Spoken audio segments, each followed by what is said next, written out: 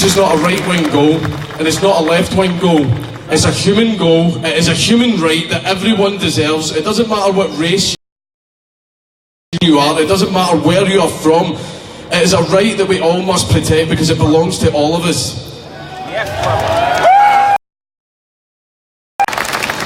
Free speech isn't owned by the right. It isn't owned by the left. It isn't owned by an organisation, and it certainly isn't owned by the fucking government.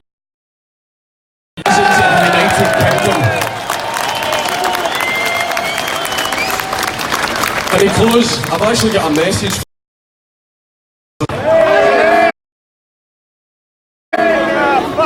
and any other far-left groups who are in favour of placing restrictions on what people can or can't say.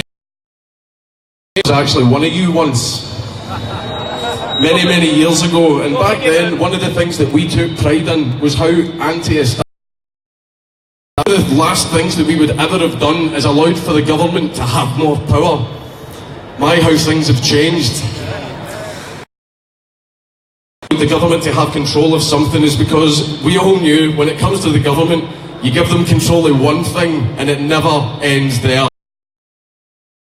Going and going until they control as much as they possibly can, and that was one of the most important lessons that we learned, and it influenced everything. It really is sad to see that this new generation were never taught that lesson and have instead opted to saw off the branch that they're sitting on. The party that gets voted in, any party that is in power can use these laws.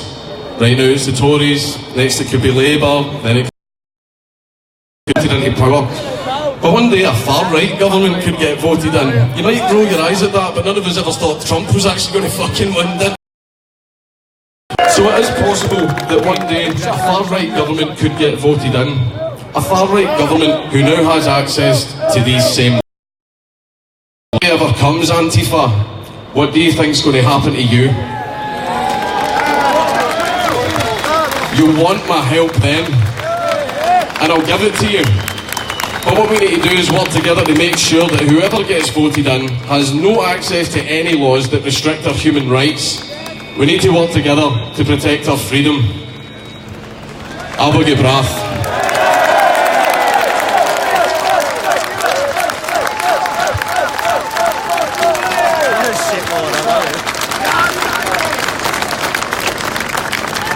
His YouTube channel's probably got so much more popular now throughout all this. Yeah. Obviously, song about the Pound Angular. Now we've got Sargon of a cad. Huh? Sargon is a liberal, but he's called a fascist. Sargon is causing a revolution within the universities. That's where his support's coming. Come on, mate.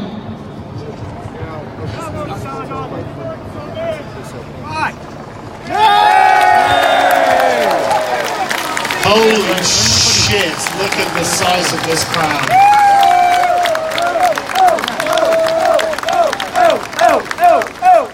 I'm not seeing many Nazi flags. Distinct lack of swastikas. Lots of British flags, English flags, Welsh and Scottish flags, but no Nazi flags. I think I've been lied to. It's weird.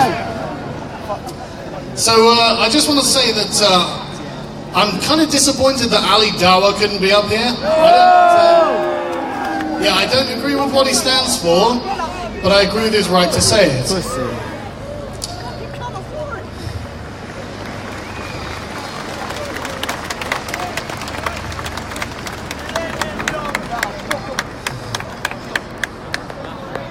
So, what is freedom? It's a complicated question, but I think you can boil it down to this. Freedom means nothing if it does not include the freedom to be left alone. To be left alone to one's own devices so long as they don't interfere with others. But each of the groups that are opposing us here, they're not going to leave you alone. You've got the far left, who are basically economic totalitarians. You've got the Islamists, who are the religious totalitarians. And they're the ones who want us to shut up. Each of these groups hate British liberalism because they're totalitarian. They're totalitarian because they want to erase the distinction between the public and the private. You will not be able to get away from them because they want to make your personal life their political project. They will never leave you alone. They want your property, they want your identity, they want your immortal soul, and they have a moral compulsion pushing them on. Their consciences won't let them rest because their belief systems will not permit tolerance of the different. How much will you concede to these tyrants? Good. Every statement they make is in opposition to your natural rights. You must believe what they believe. You must act as they act, and you must say what they say, and don't you forget it. They do not come offering freedom, because none of them are themselves free. All they can offer you is a share in their servitude. Misery loves company. If people shackled by mental chains see those who aren't, their first compulsion is to try and impose their needs and values on you. Because, as Kanye West recently pointed out,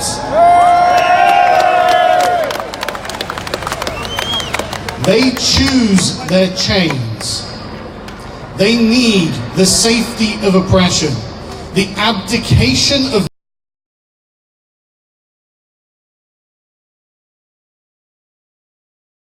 what do they say? That wasn't real Islam. That wasn't real communism. They choose their chains because they are weak. They are afraid of differences and their own ability to handle things that are different. They do not trust in their own moral character. They are afraid of what comes next. But I can say something they can't say. I am not afraid.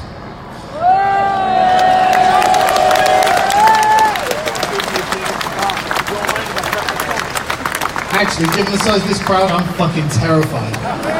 But in principle, I am free. And I will not allow the fearful to take my freedom from me because they have no faith in themselves. Thank you.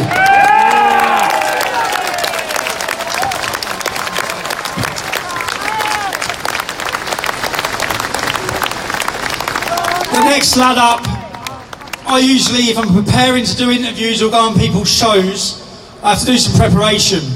But when I go on this man's show, I don't have to do any preparation because we just have a laugh.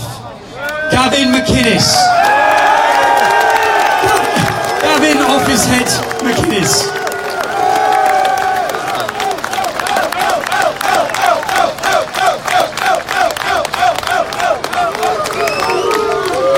See me?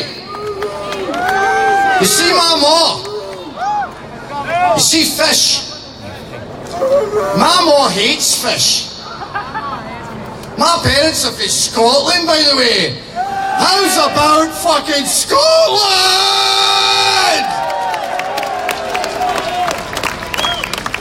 Run and you will live. But what would you give to come back to this day and fight against the fucking English? Am I right? See, my parents, they're from the Gorbals and Bollockshaws, and the thing about Scotland as a wee man is that I notice people like a bit of patter. They like joking around. I remember I was running with my gran for the bus, and she finally caught the bus, and she says, that the bus driver opens the door and he goes, "Just you keep running, hen, you're going to get down before I do." Scotland is about making jokes, being offensive, being crude, and being rude. So, in about 1974,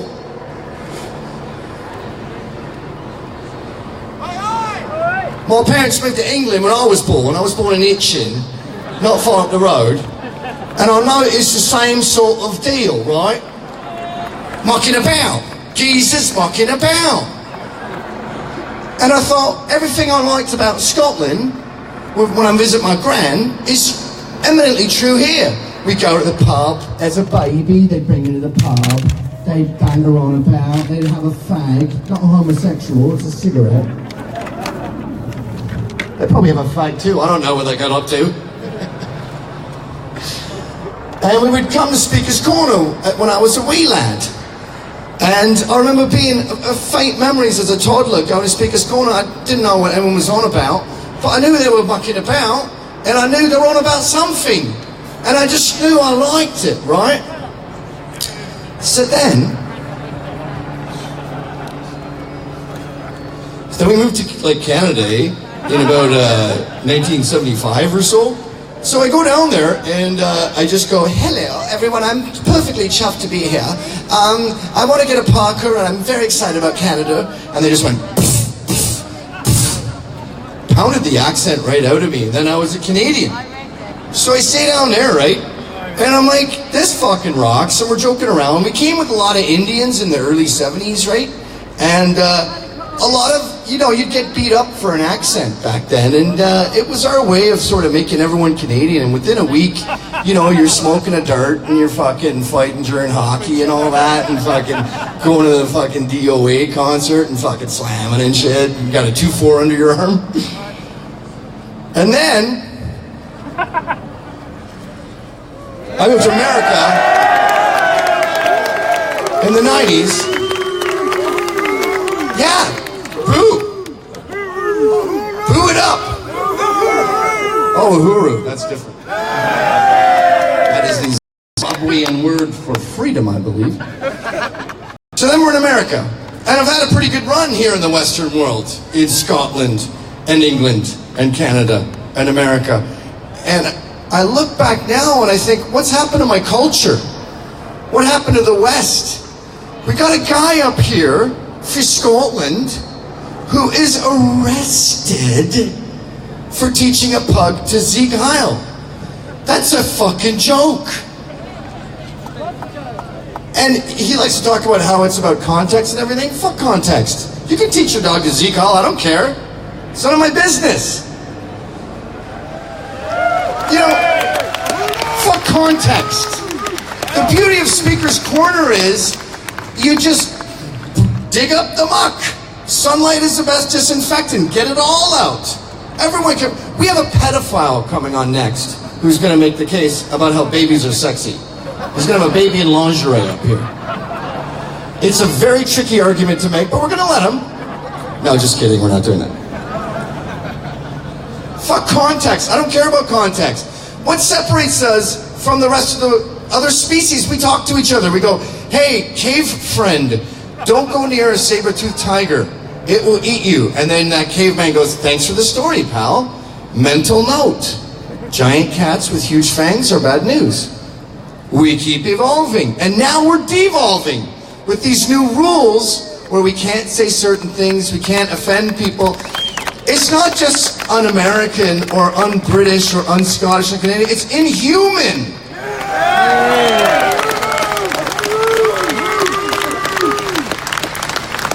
I hope this doesn't offend any animals in the audience, but humans are better than all other animals. Fuck raccoons. Fuck dogs. Deer? What is on your head? A bunch of knives? What are you doing? You're not even carnivores. You eat grass? What do you do in the winter, you losers? And I think Britain, and let's stop joking around here. We know that Britain created the modern world, right? Like this, and the zip tie, and the tape, and this, and the printer that made this, and this mic stand. Everything! You're welcome! Why are we so ashamed of these wonderful creations? Shit, the only thing we didn't make is that fucking tree! No! And we planted it, by the way. So, I'll just end with a story about the founding of America. The colonies encouraged dissent.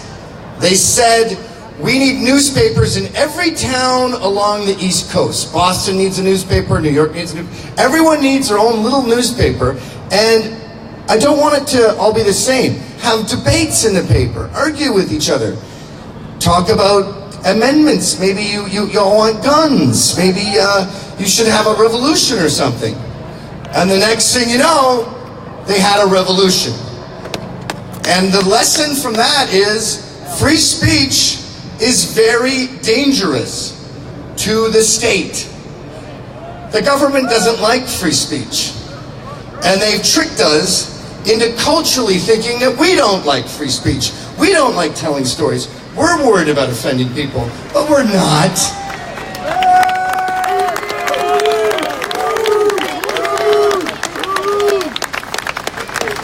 When you see people talk on TV, they sound like aliens. That's not how we talk in pubs. And the reason those two are different is because it's based on this assumption that we're homophobic or transphobic or racist, blah, blah. It's all a fucking lie. Everyone is pretty decent human beings at the end of the day. We're all normal, we all like each other. So fuck off with the censorship.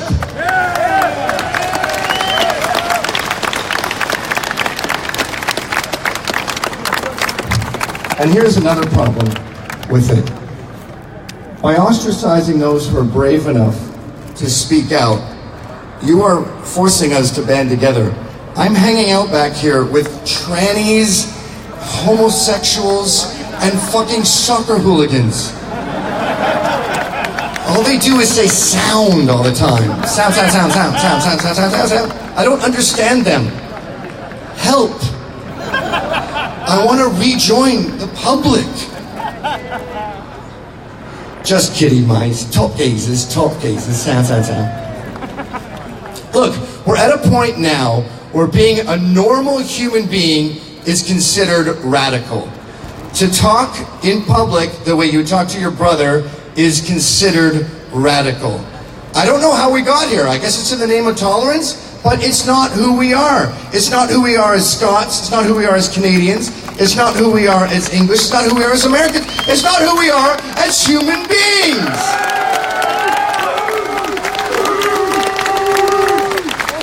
We like having a laugh. Can we have a fucking laugh again? Can we be arrogant and rude and stupid? Can we wear a gaudy Hawaiian shirt and fart? Yes, we can. You know, when people chant USA, USA, they're really saying, we love the Western world, we love Canada, we love Scotland, we love Canada, we love Britain, we love England, we love Wales. We're not ashamed of inventing everything, and we want to have a laugh and have some fun. If there's one thing that defines Western culture, it's fun. That's the irony of this whole thing. We're out here on stage defending fun. How is that a radical idea? When did having a laugh become radical?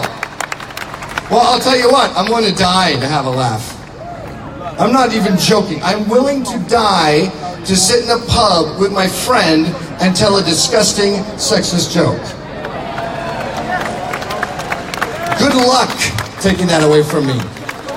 With Moline, they say, good luck, come and get them, come and get my guns. You're not going to take my guns? I feel that way about jokes. Come and try to take my free speech. Do your best, do your worst. And I'll fucking bar you. So I will.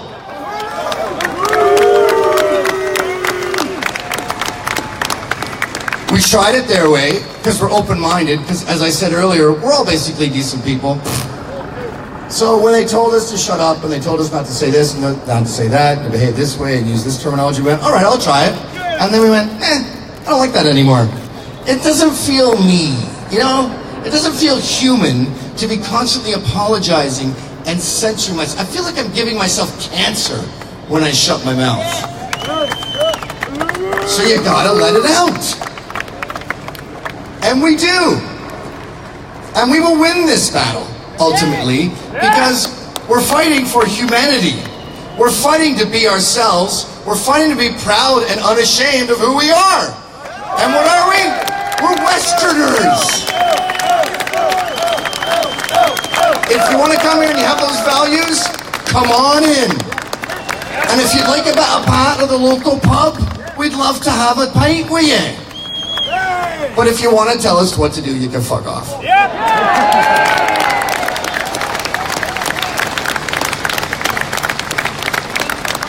Now, I know you might be a little peeved about that incident a couple hundred years ago with when we were hiding in the trees with the Indians and all that. But as a symbolic gesture, I'd really appreciate if you could repeat after me as a British person. I was born here. USA! USA! USA! USA! US fucking A! USA! USA! USA! USA! Thanks, guys.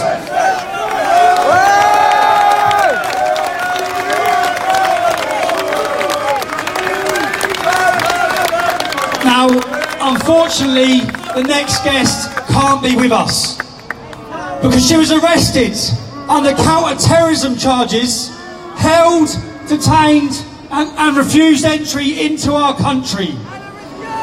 When you think about the people that we have coming into our country, the terrorists, the hate preachers, we have Pakistani preachers who are banned from preaching in Pakistan, touring our country in mosques.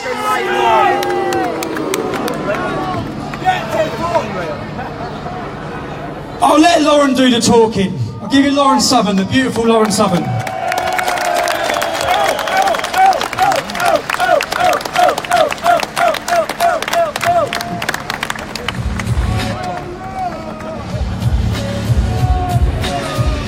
Hey everyone. I'm sure you all know why I can't be here with you today in person. The UK government, in its infinite wisdom, has decided that my presence is not conducive to the public good. Why do they say this? Well, this is because I handed out flyers a few months ago in Luton claiming that Allah is gay. I did this because the media and the establishment assured me that Islam was just like any other religion in the West. And rather than accepting that theory uncritically, I decided to test it. You see, the one thing that almost all religions in the West have in common is an ability to cope with the sneers and the mockery of an increasingly secular culture. And this is not an endorsement of that mockery, but rather a badge of honor for these religions who uphold freedom of speech. It shows their compatibility with a society founded on the values of debate and free thought. They have all had their idols mocked, and they have learned to roll with the punches. But not Islam. All religions are equal, but it seems some religions are more equal than others. While Christianity can be spat on, mocked, and ridiculed, the UK government derives hate speech laws to protect Islam. The European people keep their mouths shut because they fear another Charlie Hebdo, and our youth are bullied into submission by their educational institutions to bow to Mecca in the name of tolerance. But some ideas need to be challenged, and all ideas deserve to be ridiculed.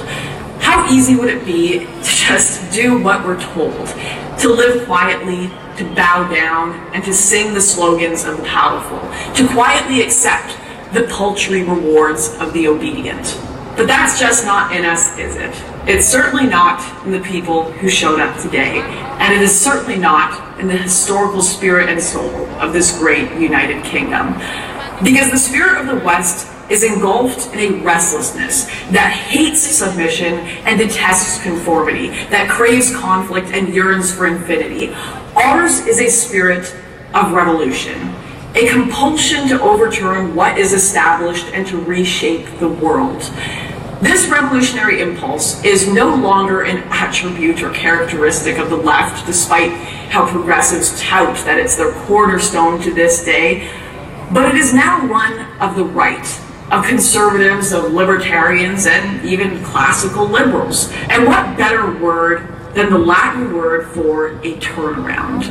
We've gone too far down this path of insanity into a clown world that no longer upholds morality or even reality. It's about time we spun on our heels. And so, the modern revolutionary rages against progressivism, for this doctrine has become the establishment's Bible. And with its actualization comes stagnancy and decay. We are in a unique position to witness this changing paradigm, to see that perhaps intolerance and narrow-mindedness were never inherent characteristics of the right or the left, but are instead characteristics of humans in positions of power. Power which enables us to ignore perspectives that challenge our worldview and to shut down those who try to disrupt the status quo. And as that pendulum swings back and forth, as it historically has for ages, how easy would it be for us to flatter ourselves when the winds blow in our favor? How easy would it be to forget our skepticism of established ideas and our respect for the embattled pioneer? I know that today many of us work in the process of swinging that pendulum back, but I pray that when we do, we have the maturity to remember the lessons we learned from the margins, how power can cripple and how righteousness blinds. I hope we remain vigilant to our own fallibility and avoid the simplistic moralisms of these left-wing censorship organizations we see today. And I only end with this message of warning because I truly believe that we have a shot at winning back our voice, at winning back our freedoms. In fact, a once-in-a-lifetime opportunity. And like those brave past opponents of tyranny, we cannot afford to fail. The British politician Enoch Powell said of another immigration crisis, "All I know is that to see and not to speak would be the great betrayal." But there is a greater betrayal than this, and it is being perpetrated by today's establishment. It knows what we see, and because we see, it is determined that we do not speak. But ladies and gentlemen, today and all other days, we shall. We shall speak in Whitehall, we shall speak at Speaker's Corner, we shall speak in Paris, we shall speak in Brussels, we shall never be silent. And ladies and gentlemen, we shall never surrender. Wow. How great is Lauren Southern? How mad is it that she is not allowed into our country? And actually, the recording, when they arrested her, the police rang her dad, and her dad recorded the conversation. And they said she's been arrested under Section 7 of the Terrorism Act. But don't worry, we know she's not a terrorist. So you're admitting an abuse of power and law in order to stop people coming together. They know that she has the ability to make people listen. They know that. They don't want her in our country. They've done the same with Brittany Pettibone. The next character coming up, I've watched as he triggers everyone, everywhere he goes. Milo.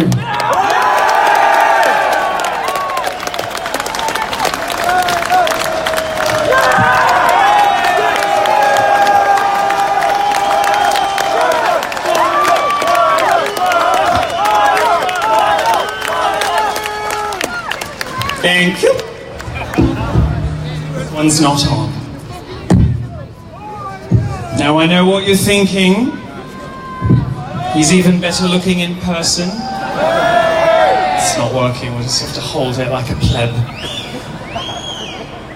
Thank you. Now I may have been away for a while. I've been in America being really, really, really famous. But I haven't forgotten my roots. My hairdresser forgot my roots this morning. I haven't forgotten my roots, which is why I splashed out $4,000 on this Turnbull and Astor jacket for you. Now I shouldn't crow about money. Some of you will have read. I've had some financial difficulties recently. see the coverage about that? It's been a very humbling experience. I like to say I'm between billionaires at the moment. No, but it's been awful. We've had to put a deposit down on the cheap Lamborghini. The Huracan, can you imagine it? Yes, so hardship is relative. And to the Gizmodo and BuzzFeed reporters asking me how I go on, I will earn more this year than you will in your entire lifetime, so go fuck yourselves, sweetheart. Now, this is lovely, but it's also very hot, so give me a second.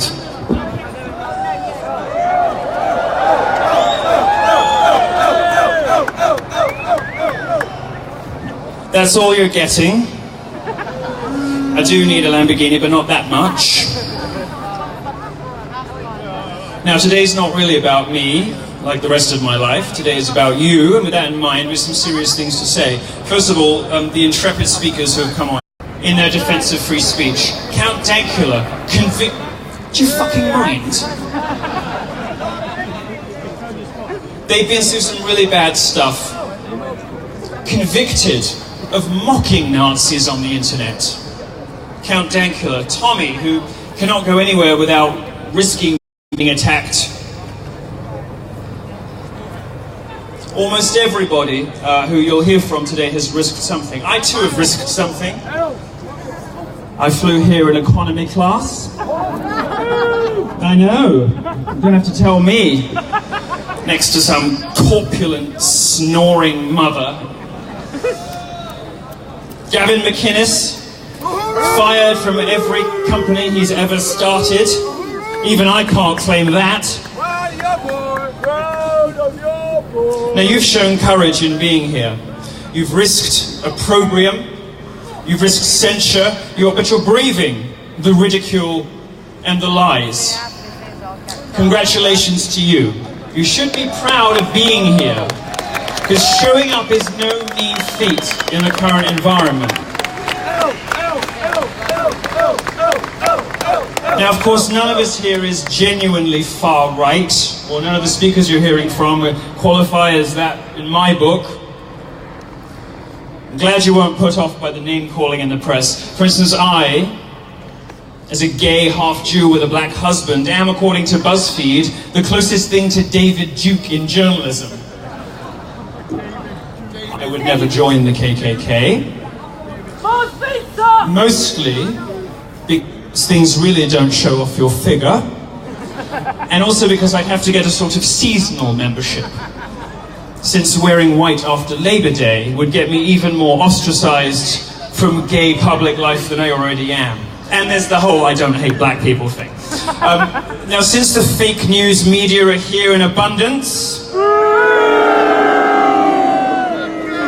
let me address, and I hate to talk about myself, and I promise we'll get on to the good stuff in a minute, but let me address a few of the allegations, because I know it can be tough being a Milo fan sometimes. First of all, they call me an Islamophobe. Well, they couldn't be more wrong. Muslims and I have lots in common. We both think women should be never seen and never heard. We both throw massive tantrums when we don't get adequately coddled. And a Friday afternoon, I too can be found in a room full of sweaty, hairy men with my ass in the air, ululating in ecstasy. So you see, we have more in common than divides us. They say I hate women. Well, so do other women. One of the things they don't tell you when they write about this outburst, this supposed outburst of abuse and harassment on the internet, sexism in the workplace and in universities, it's all fucking women doing it. It's other girls, they forget to mention that. 9 times out of 10, when a woman is called a bitch, it's another girl doing it, or it's me. When I want to insult a woman, I do it to her face, or I do it from a stage. For instance, Caroline Criado Perez is a worthless, brainless cunt.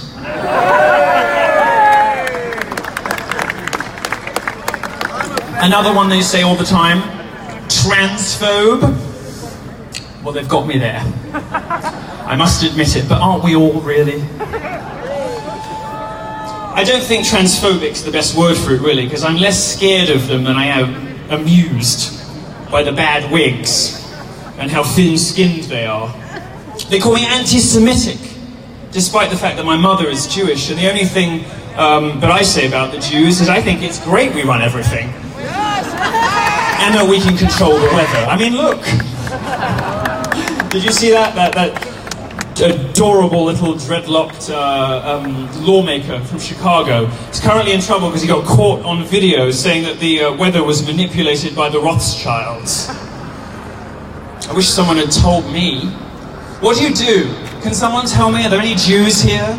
Are there any Jews? Yes, plenty of Jews. Do I just do the Doctor Strange thing and wish for it?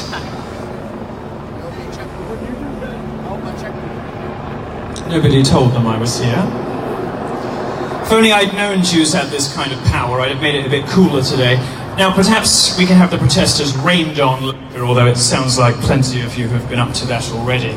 Now, if Britain were a free country, following the lead of Trayon White, that lawmaker in Chicago, I might spend the next few minutes speculating what other races have by way of superpowers. Fuck it, I will. Perhaps the Chinese can divide by 0. It was a math joke. None of you got it. The Japanese, they look good in everything, don't they? Whatever clothes they wear, they always seem to look fashionable and elegant, just effortless. Like Chicken Breast and Sally Burkow, they go with everything. It was a sex joke. You just didn't like that one. Black people did Wakanda. That was good. It's okay. My favourite tweet of all time, by the way, was from a Black Lives Matter activist who was angry that she couldn't find Wakanda on a world atlas. And she said that this was a typical example of how white oppression erases people of colour from historical narratives. It's wonderful. She hadn't been that mad since they discovered that Tutankhamun had mostly European DNA and that the rest of the pharaohs were East Asian. We was kings! And then, of course, there's white people. I suppose, thank you. This is a politically correct, Guardian-approved booing. But white people have superpowers too. There's parliamentary democracy, capitalism, the rule of law, property rights, TV and radio, cars, light bulbs, the printing press, the internet, Shakespeare, Mozart, St. Peter's Basilica, and Kate Smurthwaite. We have to admit our mistakes too. I love my white privilege, don't you? I think it's wonderful, I bask in it. My white privilege enables me to be labelled defective by the media and by celebrities because of the colour of my skin. It allows me the pleasure of being told that because I'm white, I'm responsible for the sins of every white person in history, and that my life has been an effortless glide through the highest echelons of society. Well, let me tell you, it hasn't all been plain sailing. There were years we couldn't heat the pool. Ordinary people like us hate to play the victim, because we know that playing the victim is what the left does, using their confected grievances and imaginary victimhood and spinning it into social capital. But there's no shame in occasionally pointing out when you are actually the victim of something. Outrage, the word outrage, has been sort of ruined by Twitter. We associate it with lies. But outrage, properly understood, is a normal human reaction to injustice. And everybody here, by dint of what you believe, because you think that people should be able to speak freely, because you think that ideas are more important than skin colour, because you like your country, you are the victims of injustice. Your supposed white privilege enables you to be actively discriminated against in university applications because your life is just so fucking great. And if you're one of the many minority members here, you are kicked and spat at, called an Uncle Tom, pathologized because you have the wrong opinions for your identity. which is arguably way worse.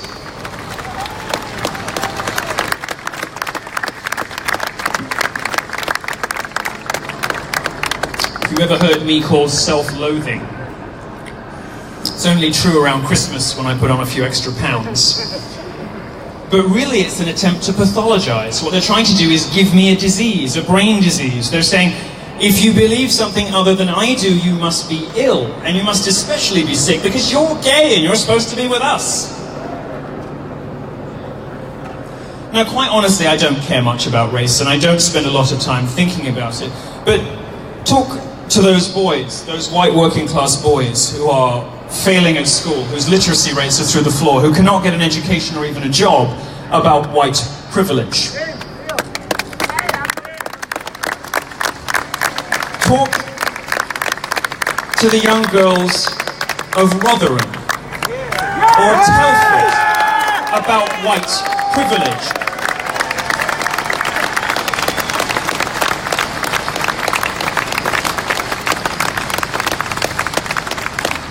I, in fact, have a strictly no whites policy in common with the BBC, but mine is restricted to my bedroom. The BBC wants to roll it out across the corporation. It should and it must be okay if you are a black person who has been instructed what to believe. If you are a woman who is suspicious about this wage gap crap, and it is crap. It doesn't exist. A female Harvard economist last year tried desperately to establish the existence of the wage gap and couldn't. There's nothing wrong with occasionally drawing attention to the fact that you are, in fact, a victim of something. There's no such thing as white privilege. Mostly there's people with money and people without money.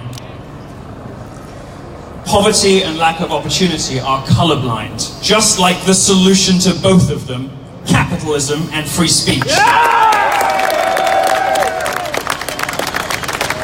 Now, what I really care about is ideas and values. And the value we're here today to defend is the right of every man, woman, and child to say, do, and be whatever the hell they want.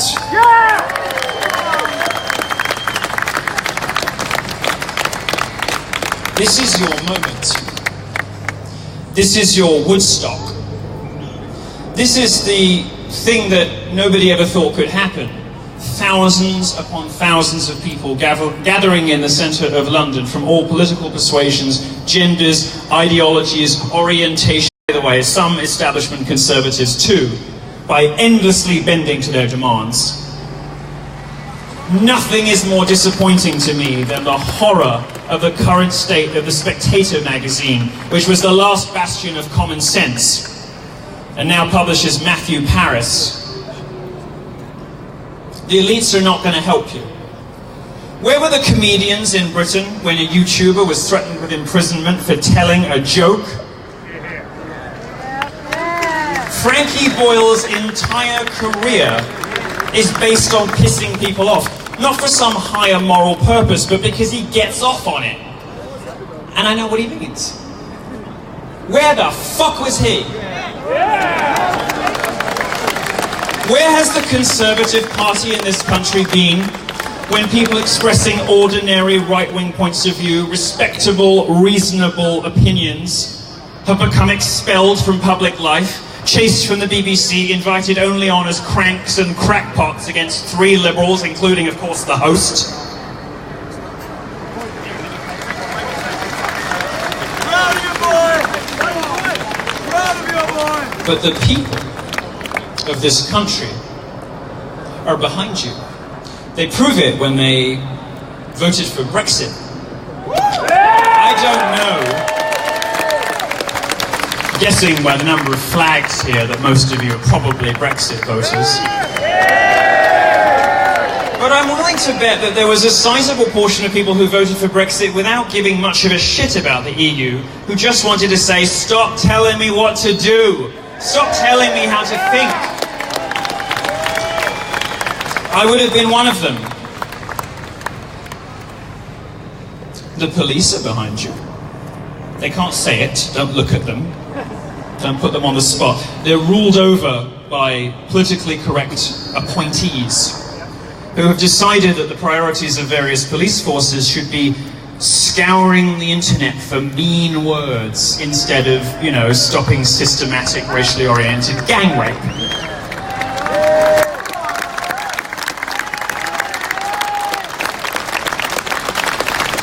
Of course, the army and the armed forces are heroes, people who fight for our freedoms while watching. Can you imagine coming home from Iraq or Afghanistan and seeing the freedoms that you have put yourself literally on the firing line to protect unravel day by day? Because conservatives who should be standing up for us, Tories and journalists who should be maintaining our freedoms, have utterly capitulated to the progressive left. No more.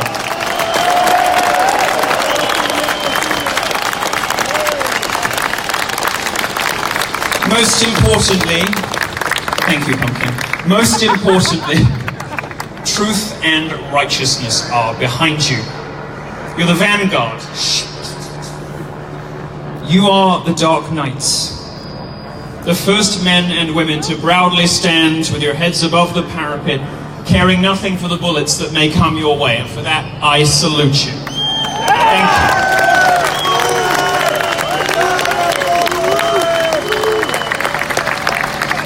you. Defending free expression is not, by the way, code for permitting racism.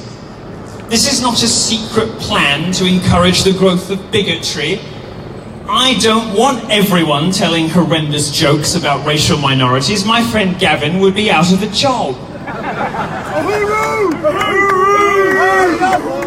Our movement is just what we say it is. A demand that ordinary, respectable, reasonable points of view are allowable in polite society and appear just a bit more often on telly. This is the refusal to accept the criminalization of comedy.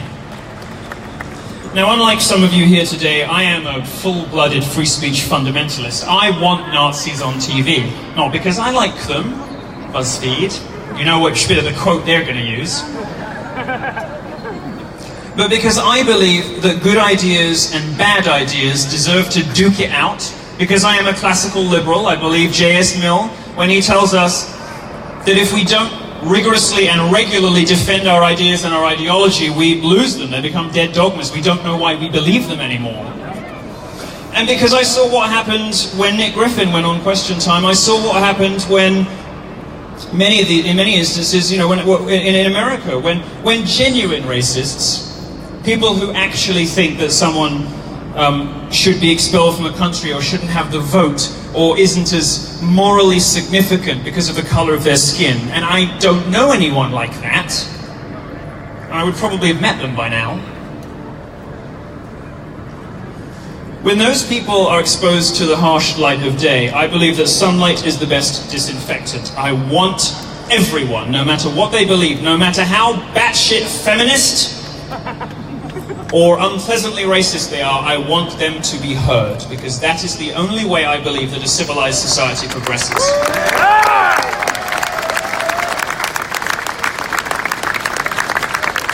The left can't win on arguments, so they have to win with intimidation and bullying.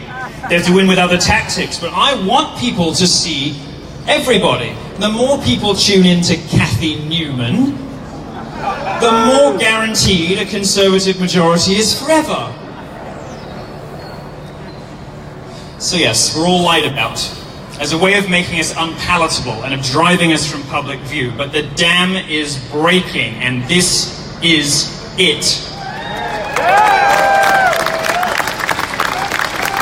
It's not working anymore. When you say, as Tommy and Gavin and Raheem and I do, that you're a Western chauvinist, a Western supremacist,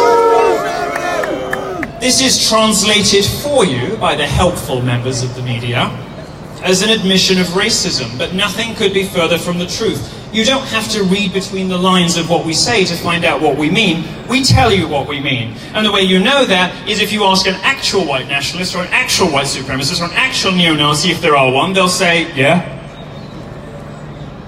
Invariably. Left has a problem, I think, don't they? The establishment, the left, they have a problem with taking what people say at face value. Doesn't matter how many times or in how much detail jihadis praise Allah and say all of what they're doing is for the greater glory of their God. No, it must be toxic. Sorry, I know. It must be toxic masculinity or gun control or something like that. The Pulse nightclub shooter who killed 49 gays and hurt another 50, they lied about and said he was gay. They said it was repressed self-loathing. No evidence whatsoever for that. We think the West is the best. You guys love your queen. And you don't mind that lady in Buckingham Palace either. Who the hell wouldn't be proud to be British? I mean, I wavered for a bit, but coming back here and realizing there's hope, it should be okay to say that our values are the best and that others are inferior. I don't hate anybody for their faith, even if I think that faith is structurally unsound and they're an idiot for believing it. But I should be able at least to point out the hypocrisy of liberals who say they support women and homosexuals while at the same time mollycoddling and pandering to a belief system that wants me dead. The world does not conform to the universe painted by The Guardian and the BBC. I don't know how much black dick I have to suck before BuzzFeed stops calling me a white nationalist. I think the answer is a lot more. Happy to. But do you know why they lie at you? They lie to you, rather, about you, lie in general. And then I must go because I'm running late, I'm sorry. They lie about you because they're afraid. They lie about you because they're scared. They lie about you because they know they're about to lose. They're like a dog in the corner of a room, close to death, almost kicked to death. That's when they're the most vicious. That's when they're the most dangerous. That's when they resort to violence and nothing else. Back at the left today, they know they're about to lose. And the next 30 years is going to be a glorious, shitlord-filled explosion of political incorrectness. It is going to be a bright, beautiful, fabulous future of people saying what they actually believe instead of what they're supposed to. They are afraid of us, and they should be. These sexless soy boy bloggers, frumpy, cap-drenched, piss-stained, cardigan-wearing lesbians. In a future imagined by BuzzFeed, it is not The Handmaid's Tale with women swinging from these buildings. It is you. And we cannot allow it. If we lose Europe, we lose everything. Some politicians are getting our message. At the end of this month, I'm going at the invitation of the Orbán government to speak in Budapest in Hungary. Any politician, I'm being dragged off. Any politician brave or stupid enough to invite me has clearly seen what the rest of us have seen. Be what you want, do what you want, say what you want, and never lose your conscience. Always stand by your principles, and they will crumble. Thank you very much. God bless, thank you. Now allow me to introduce a man who learned everything from me. No, I'm just kidding. It is the indefatigable and awesome, and you should have seen that Sky clip of him. He's incredible. He is your greatest defender in British media. Very proud to call him friend. Please welcome Raheem Kassam. All right, we're going to keep it brief. You guys have been here a long time, and we're so grateful. By the way, Milo was great. I love a good fag break. Come on. All right, come on. We're all waiting for Tommy, aren't we? Yeah! Are you going to sing it or what? Tommy Robinson. All right. By the way, that sounds a lot better than the Jeremy Corbyn dirge that they sing at momentum rallies, right? Okay, so look, I'm going to be very, very brief with you guys. I'm supposed to be on for a little bit longer, but I know you're waiting to hear from Tommy. We also got to get out of here because I know the police, they've worked hard all day. They want to get home too. I want to say thank you to all of them. By the way, Thank you to all our great servicemen and women out there who have defended this country. Say thank you. By the way, can we also, I want a round of applause for the Antifa protesters and the media who came out today, because you know what? They're exercising their freedom of speech too. And I think we say, hey, great, good for you, let's go. Let's have the arguments, let's do it. Let's have the arguments, because we can win the arguments. We are winning the arguments here today, and let me tell you something, ladies and gentlemen. There is a political establishment out there right now who are trying to debase every single element of your personhood. They are trying to debase your currency. They are trying to debase your citizenship. And as we've seen recently with the Facebook scandals and all that, they are now trying to debase your online personas. They own you. They think they own you. But do they own you? No! Say it so Teresa can hear it. No! Ladies and gentlemen, it is my great pleasure to introduce the man behind all of this. Yes! Look, without these organisers, Kaylin, George, Lucy, none of this would have been possible. But none of this especially would have been possible without the great Tommy Robinson!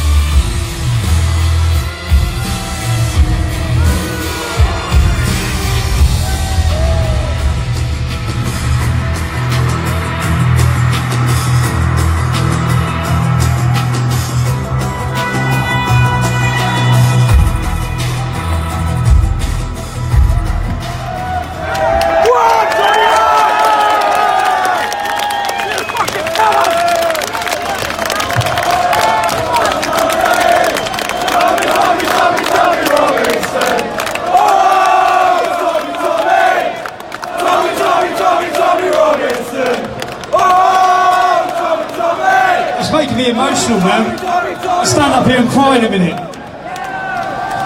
Can I just say what an unbelievable feeling it is to know that I have the support. It's an immense feeling, and I know that it's such that everything they've tried, everything they're doing, everything the people sitting in there are tarnishing us, slandering us, trying to silence us. And I know by the reaction I get when I travel the country that the people are not listening to them, that the people are supporting us. The people of this country have been silenced for 20 to 30 years with the tag of racist. They have managed to silence people so they're too scared to speak up when they see things that are wrong. They're too scared to tell the truth and identify problems with an ideology and a religion in our country because they're worried about being called racist. They now realise that that tag is dead. No one cares anymore with being labelled as a racist.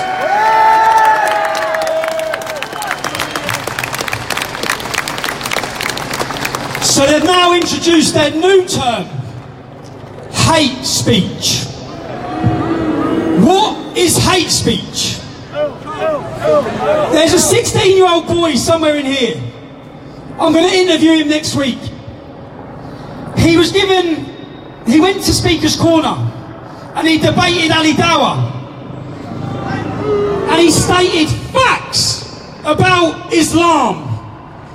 He was visited last week by counter-terrorism officials as part of the Prevent strategy. His mother was in pieces, crying, scared, worried. The justification the police give for coming and visiting him, they asked him questions. Would you kill for your ideology? He has said nothing extreme, nothing wrong and nothing non-factual. But the police are visiting him. There's another man up in Burnley, up north as well, who this has happened to. The reason the police gave for visiting him is because they didn't like his opinions on Islam. This is currently what our country's facing. When you hear statistics and they say that 30% of all Prevent strategy